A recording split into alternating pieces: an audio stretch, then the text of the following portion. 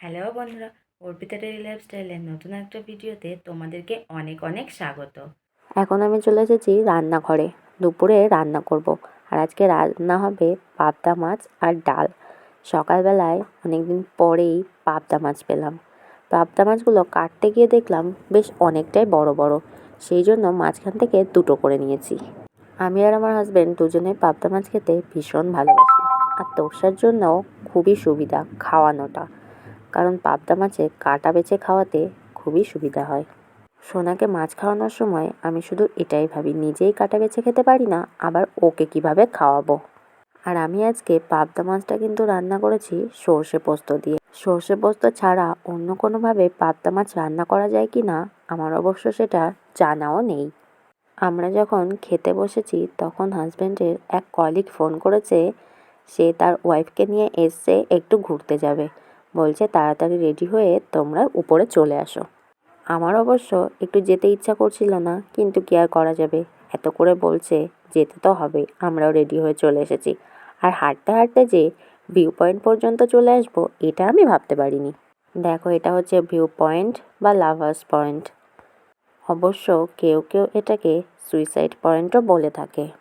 এসেই ভাবছিলাম যে আজকে ওয়েদার খুব একটা ভালো না, কি জানি মনে হয় কিছুই দেখা যাবে না, কিন্তু আসার পরে দেখলাম যে ওয়েদার ভালো না হলেও তাও বেশ ভালোই লাগছে দেখতে। এখানকার ভিডিও আমি প্রথমে তোমাদের সঙ্গে একবার শেয়ার করেছিলাম, মানে কালিম্পং আসার বেশ 1-1.5 মাস কি 2 মাস পরে আমরা প্রথমবার ভিউ পয়েন্টেই এসেছিলাম ঘুরতে। আর সেই ভিডিওটা শেয়ার করা আছে। আজকে আসার কোনো রকম প্ল্যানিং ছিল না, কিন্তু তাও চলে এসেছি।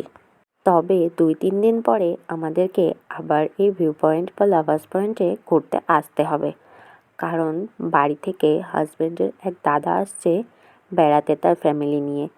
তাদেরকে নিয়ে আবার একটু ঘুরতে আসতে হবে। তবে তখন শুধু ভিউ পয়েন্ট বা লাভার্স পয়েন্টই তোমাদের সঙ্গে শেয়ার করব না, তখন গুম্বা, দার্জিলিং আরও বেশ কয়েকটা জায়গা আমরা ঘুরবো, সেগুলোর সব ভিডিওই তোমাদের সঙ্গে শেয়ার করব। যাই হোক, দেখো তোরসা এসে ভীষণই আনন্দ পাচ্ছে। ও একবার সিঁড়ি দিয়ে উঠছে আর নামছে। আসলে তোরসার উদ্দেশ্য হচ্ছে এই উপর থেকে জাম্প করা। কোথা থেকে জানিও জাম্প করা শিখেছে, সারা দিন জাম্প করে একদম মাথা টাথা খারাপ করে দিচ্ছে। তার সঙ্গে প্রচণ্ড টেনশনও দিচ্ছে। ভীষণই ভয়ে ভয়ে থাকি, না জানি কোথায় জাম্প করতে গিয়ে আবার পড়ে হাত পা কেটে নিয়ে বসে। আমি যেরকম ঘুরতে ভালোবাসি সেরকম তোরসাও ভীষণ ঘুরতে ভালোবাসে, সঙ্গে লোকজনও ও ভীষণই ভালোবাসে।